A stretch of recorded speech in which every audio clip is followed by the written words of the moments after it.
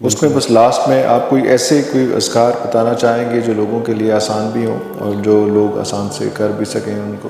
اور جو ان کے لیے تھوڑی سی پروٹیکشن ہو جائے، کیونکہ یہ سب سارا کچھ بہت it's not comfortable to deal with.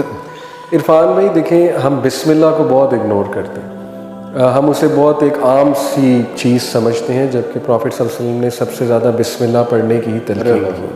یعنی گھر سے باہر نکلتے ہوئے کیا ہے، بسم اللہ ہی توکلت، گاڑی سٹارٹ کرنا ہے بسم اللہ، کپڑا پہننا ہے بسم اللہ، کھانا کھانا ہے بسم اللہ، ہر چیز شروع اللہ کے نام سے۔ یس، گھر میں انٹر ہونا ہے بسم اللہ اور سلام کرنا ہے۔ سلام۔ حدیث میں آتا ہے جس گھر میں بندہ بسم اللہ پڑھ کے انٹر ہو، سلام کر کے انٹر ہو، شیطان وہاں نہیں آ سکتا۔ میں اکثر ایک جوک کرتا ہوں یوتھ سے کہ ہارر موویز اگر مسلمز بناتے ہیں نا تو 1 منٹ میں ختم ہو جاتی، کیونکہ مسلمز نے بسم اللہ کہنا تھا، جن گائے۔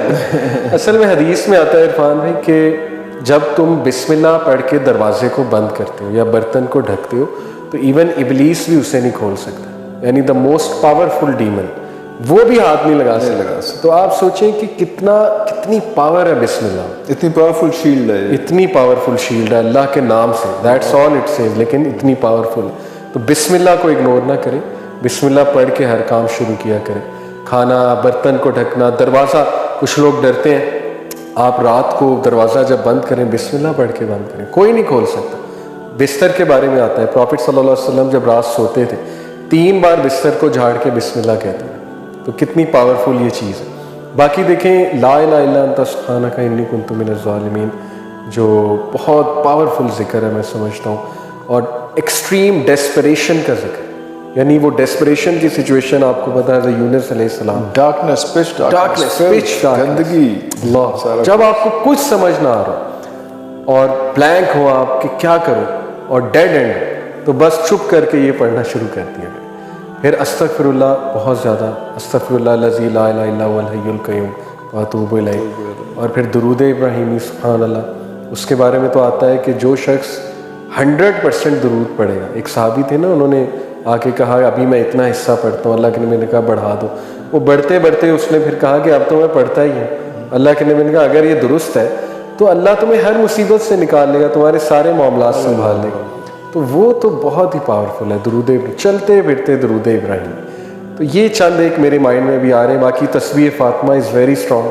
Very strong. حضرت علی کہتے ہیں کہ جب سے اللہ کے نبی نے ہمیں سکھایا، کیونکہ آپ کو پتہ نا حضرت فاطمہ گئی تھی کہ میں تھک جاتی ہوں تو مجھے کوئی وہ رکھتے ہیں میڈ، تو اللہ کے نبی نے کہا میں اس سے بہتر چیز دیتا ہوں۔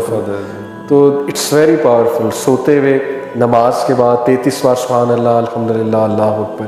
اینڈ لا الہ الا اللہ وحدہ لا شریک لہ، یہ بہت پاورفل ہے۔ تو اس پہ میں ایک ایپ بھی ریکمینڈ کر دوں، حصن المسلم،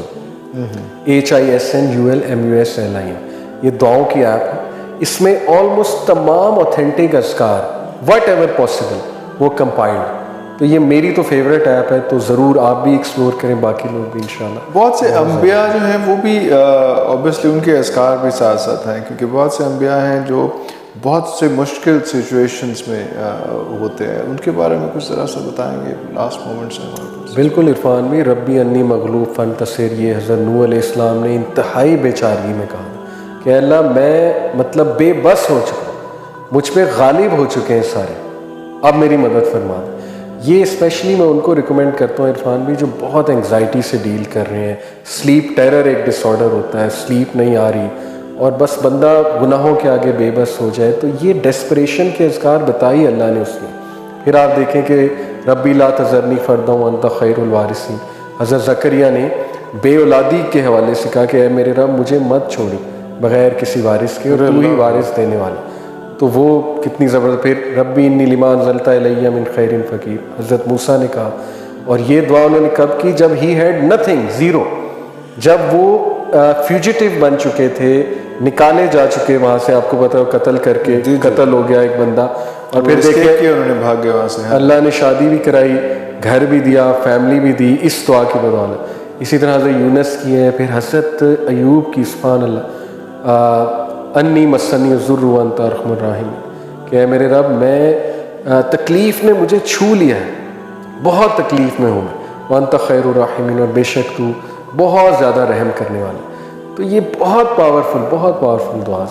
ضرور ان کو زیادہ سے زیادہ پڑھا کریں ہر نماز میں، بلکہ درود کے بعد یہ دعاز پڑھا کریں، ٹائم لگایا کریں نماز میں۔